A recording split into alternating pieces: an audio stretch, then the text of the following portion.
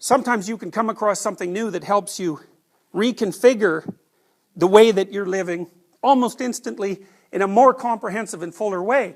But more common is the traumatic response, which is when the presuppositions of your world are shifted dramatically and you fall into the surrounding chaos, then it's so hard on you that, you know, it actually does you psychophysiological damage. If someone goes after you at the good person level of analysis and they just demolish you, you know, in the course of, say, a 3-year relationship, hacking away at the idea that you have any moral worth whatsoever, this is what happens when you're abused, then that's going to knock you into pieces at a very complex and high level of abstraction, so that can undermine your entire worldview.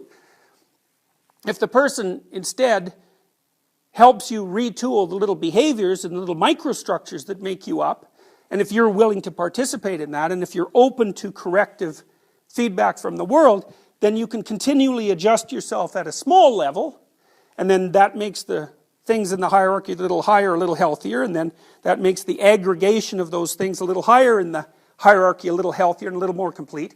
Then you can do this bit by bit retooling without ever having to suffer the demolition of huge chunks of your personality. So let's go back to the relationship where there's a betrayal.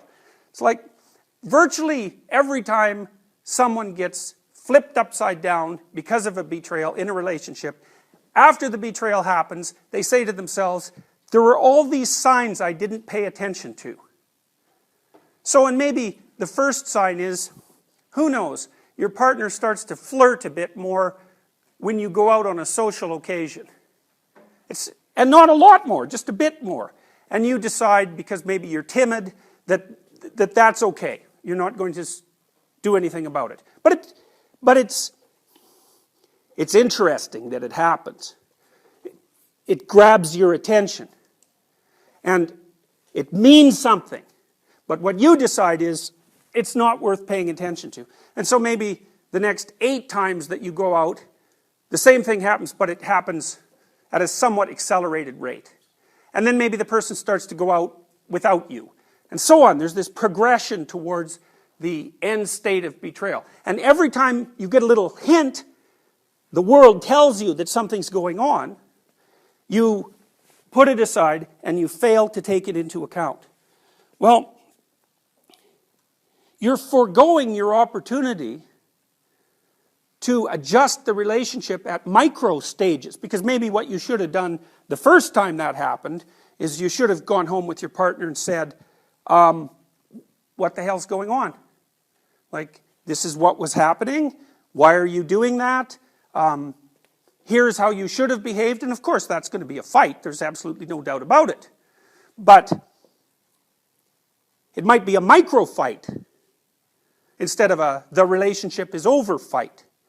And in order to keep a relationship healthy, it needs to be retooled at micro levels constantly. And the same is the case with your own character. When you encounter something that's unexpected, especially if it's small enough to handle, you need to extract the information from it, rebuild the world, and rebuild yourself. And then maybe if you continue doing that, every time you get evidence of an anomaly or an error, or every time the world manifests some meaning to you, then you won't have to fall apart, because the structure that constitutes you is going to remain viable and healthy from the bottom up. And if you don't do that, then those errors are going to accumulate, and when they finally do manifest themselves as unavoidable, like when your partner says, I don't want to be with you anymore, or I've been with someone else for the last year, there's no ignoring that, then the whole thing comes crashing down. You're no longer in a relationship, you're no longer in a good relationship, and then all the other things become questionable. So, meaning manifests itself so that you can retool being itself on a continual basis while simultaneously minimizing the risk of total collapse. And Morality then becomes the act of paying sufficient attention and reacting sufficiently so that that corrective process occurs. Now,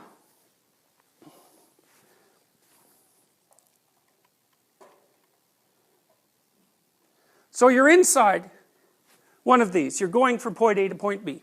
And as you do that, things you want to have happen, happen. And things you don't want to have happen, and things you don't understand happen. And let's say that you investigate the things that you don't want to have happen, and you investigate the things that you didn't expect. And you do that as soon as they come up. So then what happens? Well, partly what happens is, you're going to change your perceptions a bit, and you're going to change your actions a bit, and what that'll culminate in over time is that this whole structure will change. So instead of going from point A to point B, maybe you start shifting so that you're going from point A to point C. Because as you're gathering information, as a consequence of the inadequacies of the way you're looking at the world, not only are you improving your ability to perceive and to act, but you're also gathering information that helps shift your perspective to a better point B. Because you might say, well, where are you going and why? And the answer to that is, well, you have a plan. You're going to get your degree. I don't know what your long-term plan is. But there's no reason to assume that your long-term plan is correct, even though there's no reason to assume that you can do without one. So you're in this weird situation where you have to live within a bounded space, and the bounded space is going to produce errors, and it's also going to be wrong. But at the same time, if you use the bounded space, then you can transform it continually across time, even what it's aimed at, and you can minimize the probability of precipitous collapse. Now,